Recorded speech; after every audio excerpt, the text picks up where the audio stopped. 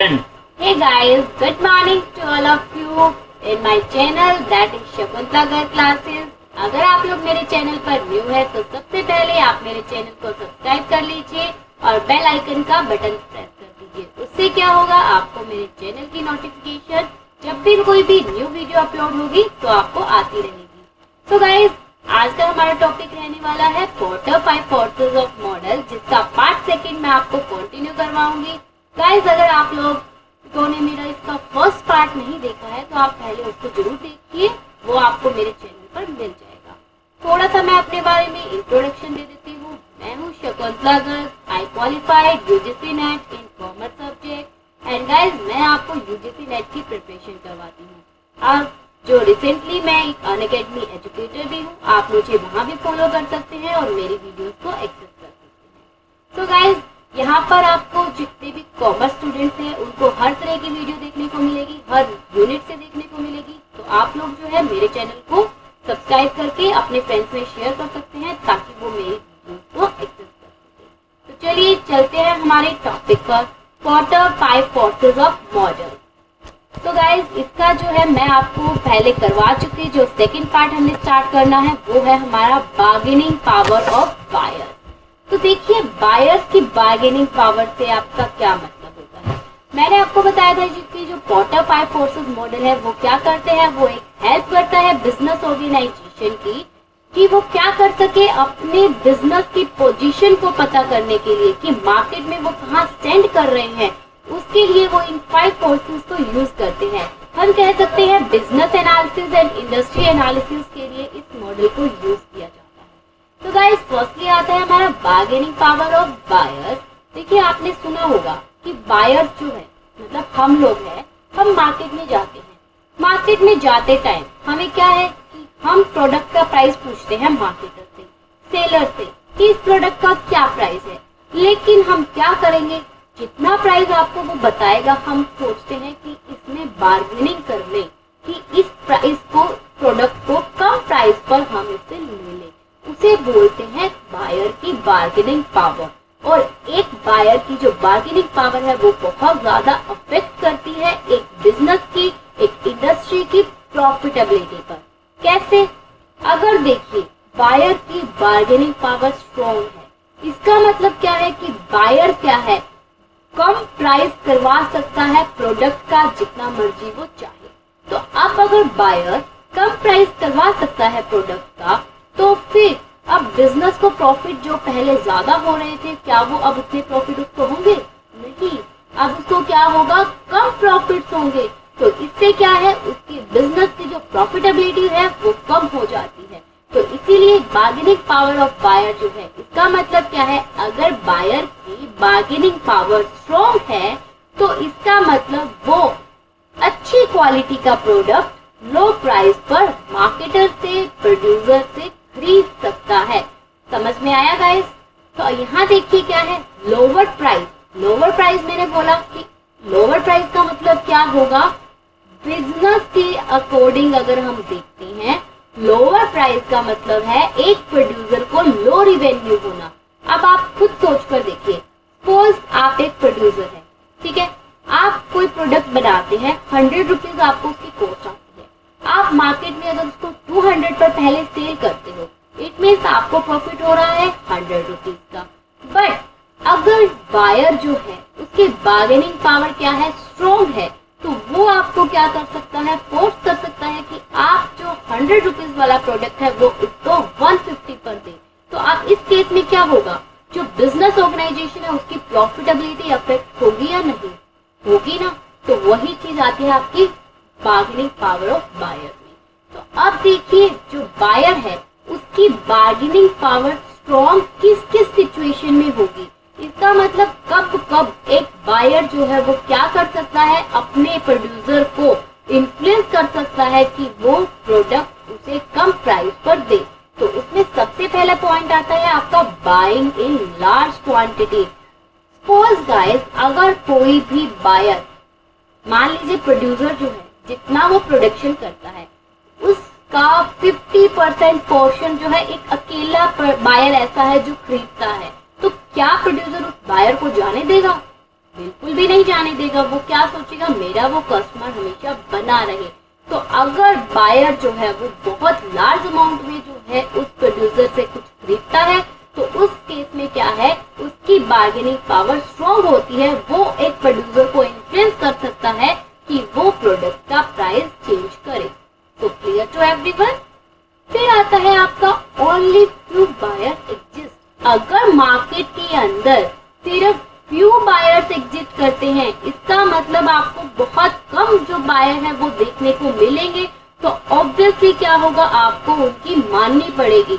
Guys यहाँ पर जब मैं आपको समझा रही हूँ तो देखिए मैं क्या बोल रही हूँ, मैं खुद को एक प्रोड्यूसर लेकर समझाती हूँ। तो ऐसे ही अगर आप कोई टॉपिक करते हैं, आप अगर उसको खुद को एस्टिमेट करके करेंगे, आपको जो है वो टॉपिक अच्छे से क्लियर होगा।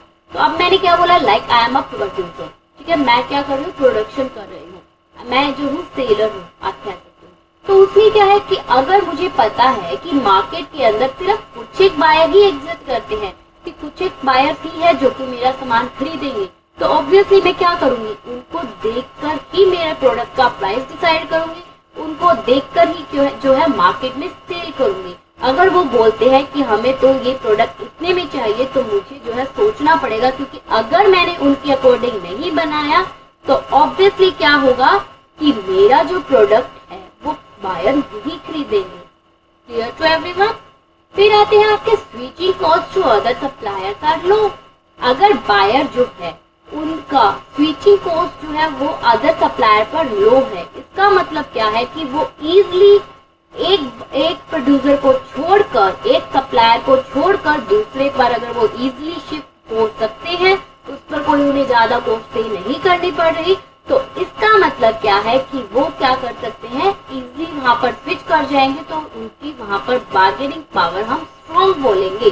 तो इजीली क्या होगा, जो मार्केटर है, जो सेलर है, वो क्या करेगा, उसको इस चीज का ध्यान रखना पड़ता है कि अगर उसका जो प्रोडक्ट वो बना रहा है और जो उसका जो अनदर सप्लायर है वो भी अगर वही प्रोडक्ट बना रहा है, तो उसे जो है प्राइस उसका चेक करना पड़ेगा।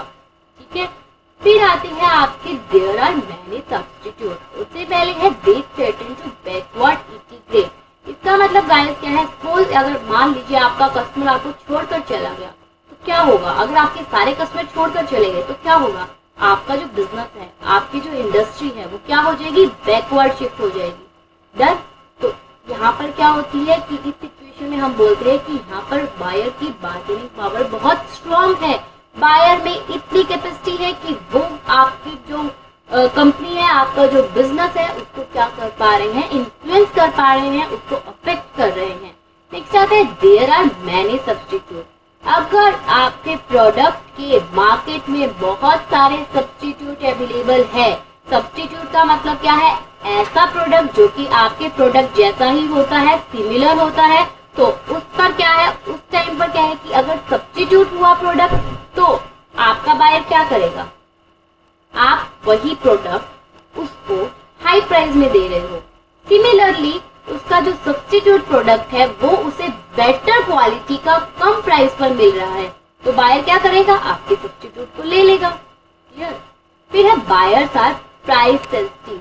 अगर आपका बायर प्राइस सेंसिटिव है, प्राइस को कंसीडर करता है, अगर आप थोड़ा सा भी प्राइस इंक्रीज करोगे तो वो स्विच करने में कोई भी टाइम नहीं लगाता, तो उसे बोलते हैं प्राइस सेंसिटिव बायर। तो गाइज ये जो है, ये कुछ एक पॉइंट है जिसमें क्या है, आपका जो बायर है उसकी बार्गेनिंग पावर स्ट्रॉन्ग है। इसका मतलब वो इजीली क्या कर सकता है, आपके ऊपर अफेक्ट कर सकता है, आपके जो डिसीजन है उसको इन्फ्लुएंस कर सकता है, और आपको इन्फ्लुएंस कर सकता है कि आप जो है अपने प्रोडक्ट का प्राइस कम रख के बेटर क्वालिटी उनको प्रोवाइड करें। लेकिन अगर ये सिचुएशन, ये पॉइंट्स अवेलेबल नहीं है, तो आपके वो केस क्या होगा कि उस टाइम पर आपका जो बिजनेस है उसके पास ज्यादा इन्फ्लुएंस होता है कि वो बायर को इन्फ्लुएंस करे, और वहां पर आपके बायर की जो बार्गेनिंग पावर है वो क्या हो जाएगी, वीक हो जाएगी। तो उस केस में आपका जो बिजनेस है वो प्रॉफिटेबिलिटी को ज्यादा अर्न करेगा। सो क्लियर टू एवरीवन, ये है हमारा बार्गेनिंग पावर ऑफ बायर। इसका अगर मैं एग्जांपल लेती हूँ तो इसका एग्जांपल आपको मिलता है कोका कोला कंपनी। अब कोका कोला कंपनी जो है गाइस, देखिए क्या है, वहां पर आपको अलग अलग मार्केट एरिया में जाना आपको अलग अलग प्राइस मिलेगा कोका कोला का। और जो कस्टमर है, कस्टमर का जो परसेप्शन है, जो उनका क्या है कि मेंटेलिटी होती है, वो भी आपको डिफरेंट मिलेगी। कैसे? बार्गेनिंग पावर की मेंटेलिटी की बात कर रही हूँ। फॉर एग्जाम्पल, अगर आप वेंडिंग मशीन में जाते हो, अगर आप कोका कोला वेंडिंग मशीन से लेते हो, वेंडिंग मशीन पता है ना आपको क्या है, उसमें कॉइन डालो, आपका कोका कोला का जो कैन है वो आपको मिल जाएगा। वहां पर क्या है, आपका प्राइस फिक्स्ड होता है। तो उस केस में कस्टमर कोई भी बार्गेनिंग नहीं कर सकता। वहां पर क्या है, आपका जो बिजनेस है, आपकी जो कंपनी है, वो बहुत प्रॉफिटेबिलिटी सिचुएशन में रहती है। लेकिन इसके कंट्रास्ट में अगर हम बात करें तो आपके अनदर जो एरिया है, लाइक सुपरमार्केट है, कन्वीनियंस स्टोर है, तो उस केस में क्या होता है कि आपके जो बायर है उनकी बार्गेनिंग पावर जो है वो स्ट्रांग हो जाती है। क्योंकि वहां उनको क्या पता है कि अगर आप खुद सोच कर चलो, आप शॉप पर जाते हो नॉर्मल कुछ भी खरीदने, आपको पता है कि शॉप पर आपकी बार्गेनिंग पावर स्ट्रांग होती है। आप जो है सेलर को जरूर बोलते हो कि प्लीज भैया इसको कम कर दो, ये प्राइस मैं तो इतने नहीं पे करूंगी, आप इसको कम कर दो। तो उस केस में क्या है, उनकी अलग होती है। तो इस तरह से अगर वेरियस अगर हम सेगमेंट्स की बात करते हैं, लाइक सुपरमार्केट है, सुपरमार्केट में अगर हम जाते हैं तो हमारी मेंटलिटी क्या होती है कि एक के साथ एक फ्री मिलेगा। हम वही चीज को पिक करते हैं जहां पर आपको क्या है, रिवॉर्ड मिले, बेनिफिट्स मिले। तो उस केस में क्या होता है, कंपनी की जो प्रॉफिटेबिलिटी होती है वो कम होती है और बार्गेनिंग पावर बायर की ज्यादा होती है। लेकिन वेंडिंग मशीन के केस में कंपनी की प्रॉफिटेबिलिटी ज्यादा होती है, लेकिन बायर की जो बार्गेनिंग पावर है वो कम होती है। तो क्लियर आपको ये टॉपिक। नेक्स्ट टॉपिक आता है हमारा, जो इसका नेक्स्ट फोर्थ आता है, that is sets of substitute. इसका मतलब गाइस क्या है, सब्स्टिट्यूट मैंने बताया ना कि एक ऐसा प्रोडक्ट जो कि आपके प्रोडक्ट के सिमिलर है, बिल्कुल कॉस्ट भी सेम पड़ती है और जो है सेटिस्फेक्शन भी ऑलमोस्ट सेम लेवल की मिलती है। फॉर एग्जाम्पल, मान लीजिए आप जो है शॉप पर जाते हो अंकल चिप्स लेने, क्लियर, अंकल चिप्स लेने जाते हो और वहां पर शॉप वाले भैया बोलते हैं कि अंकल चिप्स तो हमारे पास नहीं है, आपको इसकी जगह लेज मिल जाएगी। तो आप क्या करोगे, लेज लेकर आ जाओगे। क्यों? क्योंकि दोनों प्रोडक्ट क्या है, सिमिलर है, कॉस्ट उनकी सिमिलर है, तो उसे बोलते हैं सब्स्टिट्यूट प्रोडक्ट। तो अब सब्स्टिट्यूट प्रोडक्ट का मतलब इसमें यहाँ पर क्या है गाइस, थ्रेड्स ऑफ सब्स्टिट्यूट का मतलब क्या है कि अगर आपके प्रोडक्ट के मार्केट में बहुत सारे सब्स्टिट्यूट अवेलेबल है, इट मींस जो प्रोडक्ट एक मैन्युफैक्चरर, एक प्रोड्यूसर बना रहा है, जो एक सेलर सेल कर रहा है, अगर उस प्रोडक्ट के जैसा आइडेंटिकल प्रोडक्ट मार्केट में बहुत सारे अवेलेबल है तो उसके लिए एक थ्रेट बन जाता है। क्योंकि अगर वो बेटर क्वालिटी और लो प्राइस पर कस्टमर को नहीं देगा तो जो सब्स्टिट्यूट प्रोडक्ट्स है वहां पर आपका कस्टमर जो है स्विच कर जाएगा बहुत इजीली। तो इसे बोलते हैं थ्रेट्स ऑफ सब्स्टिट्यूट। तो इस केस में भी आपका जो बिजनेस है, आपके जो कंपनीज है, वो क्या है, प्रॉफिटेबिलिटी सिचुएशन उनकी कम हो जाती है। लेकिन अगर सब्स्टिट्यूट मार्केट में कोई भी अवेलेबल नहीं है, आपका प्रोडक्ट ऐसा है जिसके जैसा कोई भी प्रोडक्ट मार्केट में अवेलेबल नहीं है, तो उस केस में गाइस आप जो है अपने हिसाब से प्राइस सेट कर सकते हो और उस टाइम पर आपकी जो बिजनेस है, आपका जो इंडस्ट्री है, वो क्या है, प्रॉफिटेबल सिचुएशन पर होती है। क्लियर? तो यहाँ देखिए मैंने इसका एग्जांपल दिया हुआ है, to switch from coffee to tea. Coffee से टी पर आप बहुत इजीली स्विच कर सकते हो, डजंट कॉस्ट एनीथिंग, आपको कोई एक्स्ट्रा कॉस्ट नहीं आएगी। बट अगर आप कार से बाइसाइकिल पर अगर आप स्विच करना चाहो तो क्या वो आप कर पाओगे? क्या दोनों सेम है? नो। एक आपको टू व्हीलर है, एक आपको फोर व्हीलर है, एक की कॉस्ट आपको जो है बहुत कम पड़ेगी लाइक बाइसाइकिल की, जबकि कार की कॉस्ट आपको उससे डबल ट्रिपल पड़ेगी। तो ये क्या है, ये एक सब्स्टिट्यूट प्रोडक्ट नहीं आते। Clear to everyone? गाइस यहाँ देखिए मैंने जो अपनी ये पीपीटी है इसके अंदर हर एक जो चीज है वो क्लियरली मेंशन की है। आप इसको अगर रीड भी करोगे तो भी आपको जो है हर चीज क्लियर हो जाएगी। बट अगर कहीं पर भी कोई भी डाउट है तो आप मुझे कमेंट सेक्शन में बता सकते हो। फिर इसके जो एग्जांपल्स है थ्रेड्स ऑफ सब्स्टिट्यूट के, आप और अनदर एग्जांपल क्या ले सकते हैं, like Google, Yahoo, Facebook, Twitter, Bing, ये सब क्या है, ये एक दूसरे के सब्स्टिट्यूट है, इनको जो है कोई भी कॉस्ट नहीं आती, तो इनको बोलेंगे हम थ्रेड्स ऑफ सब्स्टिट्यूट। नेक्स्ट आता है आपका fourth, rivalry among existing competitor. जो आपके एग्जिस्टिंग कॉम्पिटिटर मार्केट के अंदर अवेलेबल है, उनके अंदर जो राइवलरीज आती है, मतलब आपका जो कॉम्पिटिटर्स है उनके बीच में देखा जाता है कि आपके प्रोडक्ट के कितने कॉम्पिटिटर अवेलेबल है मार्केट के अंदर और कितना वो अफेक्ट करते हैं एक आपके प्रोडक्ट को, आपके प्रॉफिटेबिलिटी सिचुएशंस को, आपके फाइनेंशियल पोजीशन को। अब यहाँ देखिए ये क्या है, एक मेजर डिटरमिनेंट होता है कि आपकी जो इंडस्ट्री है कितनी कॉम्पिटिटिव है, इट मींस कितने उसके कॉम्पिटिटर अवेलेबल है एंड कितनी वो क्या है, प्रॉफिटेबल सिचुएशन पर है। तो यहाँ देखिए गाइस कि कॉम्पिटिटिव इंडस्ट्री फॉर्म जो है वो क्या है, कॉम्पीट करती है एग्रेसिवली। एग्रेसिवली का मतलब क्या है, जब कॉम्पिटिटर बहुत ज्यादा हो जाते हैं और बहुत हाई कंपटीशन होता है मार्केट के अंदर, किसके लिए, एक मार्केट शेयर को बेट करने के लिए। इसका मैं आपको एक एग्जांपल देती हूँ, लाइक जियो मार्केट में आया। मार्केट में आने के बाद जियो के अनदर जो कंपनीज है, लाइक वोडाफोन है, आइडिया है, उन्होंने क्या किया, अपना जो चार्जेस है वो बिल्कुल कम कर दिया मार्केट के शेयर को बनाए रखने के लिए। अगर वो ऐसा नहीं करते तो क्या होता, ऑब्वियसली मार्केट से आउट हो जाना था, बिकॉज जियो ने क्या कर रखा था, अपने प्लान को बहुत सस्ता कर रखा था।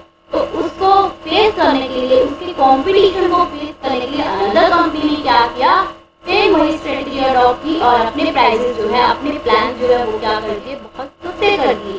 तो इसे ही बोलते हैं राइवलरीज होना कॉम्पिटिटर के अंदर।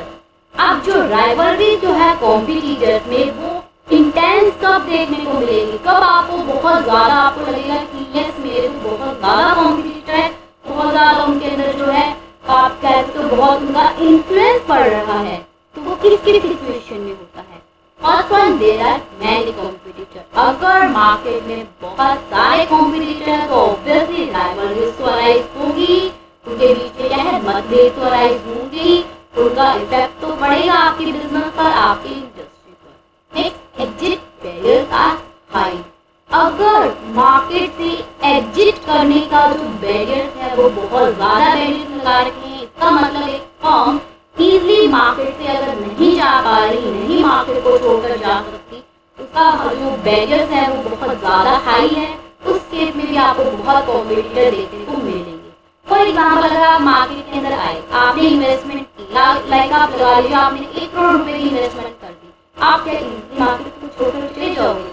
नहीं जाओगे ना, क्योंकि आपको उसकी कॉस्ट भी बहुत हाई आएगी और आपके बैरियर्स बहुत लगे हुए हैं कि आपने जो इतना खर्चा किया, इतनी इन्वेस्टमेंट की, एटलीस्ट वो कवर तो करो अपनी। ठीक है, industry of growth is slow और नेगेटिव। अगर जो आपकी इंडस्ट्री है उसकी जो ग्रोथ है वो बहुत स्लो चल रही है या नेगेटिव में चल रही है, तो उस सिचुएशन में भी आपको कंपटीशन बहुत देखने को मिलेगा। ठीक है, products are not differentiated and can be easily substituted. अगर आपका प्रोडक्ट डिफरेंशिएटेड नहीं है, इट मींस जो कॉम्पिटिटर का प्रोडक्ट है आपका प्रोडक्ट भी सेम वैसा ही है, तो उस केस में गाइस क्या होगा कि इजीली लोग सब्स्टिट्यूट करेंगे, इजीली लोग जो है स्विच करेंगे आपके प्रोडक्ट से दूसरे प्रोडक्ट पर, तो कंपटीशन बढ़ेगा। लेकिन अगर उसी जगह अगर हम दूसरी बात लेकर चलें, आपका प्रोडक्ट जो है एक ब्रांडेड है, एक यूनिक क्वालिटी का है, तो ऑब्वियसली कॉम्पिटिटर जो है वो कम होंगे, क्योंकि आपके प्रोडक्ट की अलग ही इमेज मार्केट के अंदर बन जाएगी। यस, ठीक है, competitors are of equal size. अगर आपके कॉम्पिटिटर जो है वो इक्वल साइज की है तो भी क्या है, आपको मार्केट में बहुत कॉम्पिटिशन देखने को मिलेगा। और नेक्स्ट आता है लो कस्टमर लॉयल्टी। अब लो कस्टमर लॉयल्टी का मतलब क्या है, मैंने आपको पहले भी बताया था। देखो, कस्टमर क्या होते हैं आपके, 2 तरह के होते हैं।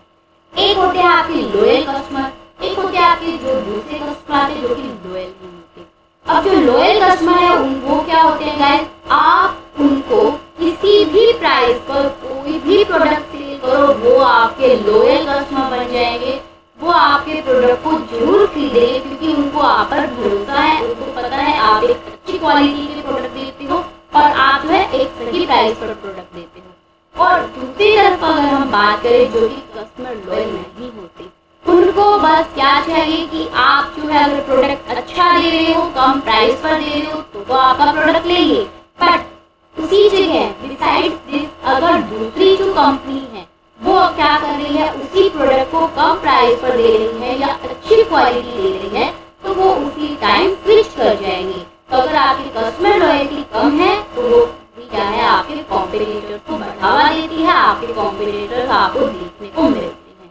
तो ये है आपका राइवलरी अमंग एग्जिस्टिंग कॉम्पिटिटर। तो इससे क्या कंक्लूड होता है कि अगर मार्केट में कॉम्पिटिटर बहुत ज्यादा होंगे तो बिजनेस की, इंडस्ट्री की जो प्रॉफिटेबिलिटी सिचुएशन है वो डाउन होगी। और अगर सिमिलरली अगर मार्केट के अंदर कॉम्पिटिटर कम है तो जो आपके कॉम्पिटिटर है उनकी वो जो आपकी बिजनेस या इंडस्ट्री है उसकी जो प्रॉफिटेबिलिटी है वो क्या होगी, हाई। Done to everyone. इसका एग्जांपल है like KFC, pizza hut, burger king, subway, McD. अब सिंपल सी बात देखो, आप जब भी पिज्जा ऑर्डर करते हो कितने सारे आपके पास ऑप्शन होते हैं। आप मैकडी का कर सकते हो, आप पिज्जा हट कर सकते हो, आप डोमिनोज कर सकते हो, आप KFC कर सकते हो, बर्गर किंग। तो ये क्या है, आपके पास डिफरेंट जो ऑप्शंस है, ये सब कॉम्पिटिटर्स ही तो है एक दूसरे के। अब आप किसको सिलेक्ट करोगे, आप उसको सिलेक्ट करोगे जो कि कम प्राइस पर आपको देगा, आपको ज्यादा बेनिफिट्स मिलेंगे और आपको जो है अच्छा टेस्ट मिलेगा, अच्छी सर्विसेज मिलेगी, आप उसको प्रेफर करोगे। तो ये है आपके एग्जाम्पल। अब गाइस लास्ट में प्लीज इस चीज को थोड़ा अच्छे से देखना। आपने आज तक 5 कोर्सेज के बारे में सुना, राइट? पोर्टर ने 5 कोर्सेज के बारे में बताया, बट बहुत सारे स्कॉलर्स जो है, कुछ एक स्कॉलर्स है, उन्होंने सजेस्ट किया कि एक 6th कोर्स भी होता है। 6th कोर्स कौन सा है आपका? कॉम्प्लीमेंट। कॉम्प्लीमेंट क्या है आप गाइस देखिए, कॉम्प्लीमेंट जो है वो आपके प्राइमरी प्रोडक्ट की जो डिमांड है उसको बढ़ा देता है, जिसके लिए वो यूज किया जाता है। कहने का मतलब क्या है, आप कोई एक प्रोडक्ट यूज करते हो, उस प्रोडक्ट की जो डिमांड है उसको बढ़ाने के लिए आप एक अलग से प्रोडक्ट लेकर आते हो, जिससे कि क्या है, जो उससे लिंक्ड है और उसकी डिमांड बढ़ा देता है। फॉर एग्जाम्पल मैं आपको बताती हूँ, एप्पल जो कंपनी है उसने क्या किया, अपना आईपॉड लॉन्च किए, आईपॉड आए एप्पल के, तो आईपॉड कस्टमर लेगा। आईपॉड के साथ उन्होंने क्या किया, आईट्यून को क्रिएट कर दिया एक कॉम्प्लीमेंट के रूप में। कॉम्प्लीमेंट क्या होते हैं, एक ऐसा प्रोडक्ट जो कि आपका क्या है, एग्जिस्टिंग प्रोडक्ट से लिंक्ड होता है और उसके बिना जो है वो प्रोडक्ट आपका काम नहीं करेगा, जो प्राइमरी प्रोडक्ट है वो आपका काम नहीं करेगा। तो आप देखिए आईट्यून को क्रिएट किया, अब आईपॉड जो है उसने क्या कर दिया, दोनों की वैल्यू को इंक्रीज कर दिया। आईपॉड तो कस्टमर लेगा ही, साथ में अब क्या करेगा, आईट्यून को भी लेगा। तो इससे क्या हुआ, जो एप्पल कंपनी है उसका प्रॉफिट डबल हो गया, इंक्रीज हो गया। तो इसे बोलते हैं कॉम्प्लीमेंट। तो अगर आपका जो प्रोडक्ट है उसका मार्केट में कोई कॉम्प्लीमेंट आ जाता है तो उससे क्या होगा, आपका जो प्रोडक्ट है, आपकी जो बिजनेस है, आपकी जो इंडस्ट्री है, उसको प्रॉफिटेबिलिटी सिचुएशन मिलेगी, प्रॉफिट गेन करेगी। और अगर ऐसा नहीं है तो आपकी जो बिजनेस है वो जस्ट नॉर्मल स्टैंड करेगी, कोई ज्यादा प्रॉफिटेबिलिटी अर्न नहीं कर पाएगी। तो ये है गाइस हमारा पोर्टर 5 कोर्सेज मॉडल जो कि मैंने आपको कंप्लीट कराया। इन कंक्लूजन मैं आपको बता देती हूँ पोर्टर 5 कोर्सेज मॉडल क्या है। जब भी इसके अंदर 5 कोर्सेज को हम डिटरमाइन करते हैं, एक बिजनेस ऑर्गेनाइजेशन, एक इंडस्ट्री ऑर्गेनाइजेशन इन 5 कोर्सेज को ध्यान में रखती है। जब भी वो क्या करती है, अपने बिजनेस की या अपने इंडस्ट्री की जो प्रॉफिटेबिलिटी पोजीशन है, फाइनेंशियल पोजीशन है, वो चेक करना चाहती है, तो उसे इन चीजों को, इन 5 कोर्सेज को ध्यान में रखना पड़ता है। आई होप गाइज आप सबको जो है क्लियर हो गया होगा। अगर आपको कहीं पर कोई भी डाउट है तो आप जो है मुझे कमेंट सेक्शन में बता सकते हैं। और गाइज अगर आपको मेरी वीडियो अच्छी लगी है, सब कुछ आपको समझ में आया, तो मेरे चैनल को सब्सक्राइब करना मत भूलिए। आप इसको लाइक कीजिए, वीडियोस को जितना ज्यादा हो सके आप इसको शेयर कर दीजिए, जिससे कि आपके बाकी के फ्रेंड्स जो है, आपके जो रिलेटिव है, वो सब इसका क्या कर सके, बेनिफिट उठा सके और अपनी जो प्रिपरेशन है उसको कंटिन्यू रख सके। तो गाइज फिर हम मिलेंगे हमारे नेक्स्ट वीडियो में। तो तब तक के लिए stay tuned, happy learning, stay home, stay safe. तो all the best, bye bye.